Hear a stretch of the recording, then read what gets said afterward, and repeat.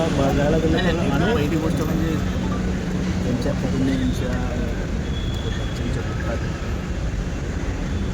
सगळं सांगितलं पूर्ण ठाणेकर एक चांगली माहितीसाठी सांगतो की अक्षतृतीयेलाच त्याला मुलगी झाली असा प्रसंग कुठल्याही रेडिओवर मी या सागरला खूप चांगलं होतं कामाच्या बाबतीत कधी नाही उत्तर सागरने कधीच दिलं.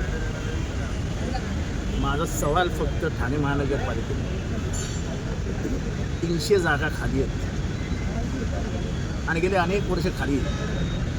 त्यांना फायर ब्रिगेड पण द्या कॉन्ट्रॅक्टवर चालवायला. आपल्याकडे काय राहिलं आहे ठाणे महानगरपालिकेत सगळे कॉन्ट्रॅक्टरच द्यायचे पैसे खाण्याच्याच लाईनी आहेत आपल्याकडे. त्या ह्याच्यात पण पैसे घाण्याची सोय करून ठेवा. 300 माणसं बरा मग अशीच माणसं जातील तुमची. एका माणसाने धावायचं कुठपर्यंत धावायचं. अतिशय वाईट अवस्था आहे ठाणे महानगरपालिकेची. आर्थिकदृष्ट्या वाईट अवस्था आहे. आपलं जेवढं मनुष्यबळ आहे त्याच्यात आपली वाईट अवस्था आहे. सगळं कॉन्ट्रॅक्टवर देण्यासाठी म्हणून आपण जागा लपवून ठेवतो. 300 जागा खाली आहेत. आपले कित्येक फायर ब्रिगेड स्टेशन्स अजून बनायचे राहिलेले. त्याच्यातच लक्ष नाही आपलं. नाही तिथे ब्रिज नाही तिथे आपलं काहीतरी बांधून ठेवायचं. नको तिथे रस्ते करायचे नको तिथे कॉन्क्रिटीकरण करायचं. ह्याच्यात पैसे जास्त मिळतात ते कामं करायचे. ह्याच्यात काय पैसे मिळाले माणसं मेली तर मेली गेला बिचारा.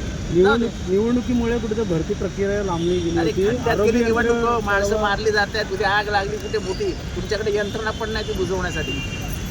40 आणि 50 आणि 60 माळ्याची परमिशन देतात. आहेत का मनुष्यबळ एवढं त्या आगी बुजवण्यासाठी. माणसाच्या जीवाची किंमत नाही काय. अरे खड्ड्यात घाला निवडणूक तुमची. कळव्यामध्ये देखील भरती प्रक्रिया रखडलेली आहे. अख्ख्या ठाणे महानगरपालिकेची भरती प्रक्रिया रखडली आहे. कळवा मुंब्रा दिवा डोंबिवली असं नाही होत. ठाणे महानगरपालिकेच्या क्षेत्रामध्ये भरती प्रक्रिया रखडलेली आहे. आणि माझा ह्यांची स्टाईल माहिती आहे.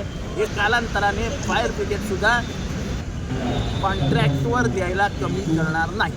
जव्हार बागचं जे फायर स्टेशन होतं ते हलवण्यात आलेलं आहे. कुठं तहसीलदारचं कार्यालयाचं काम चालू आहे. काय वाटेल ते करू शकता तो. कचऱ्यात त्यांना पैसे खायची सवय लागली. त्यांना मनुष्याच्या जीवाची काय परवा आहे. योग्य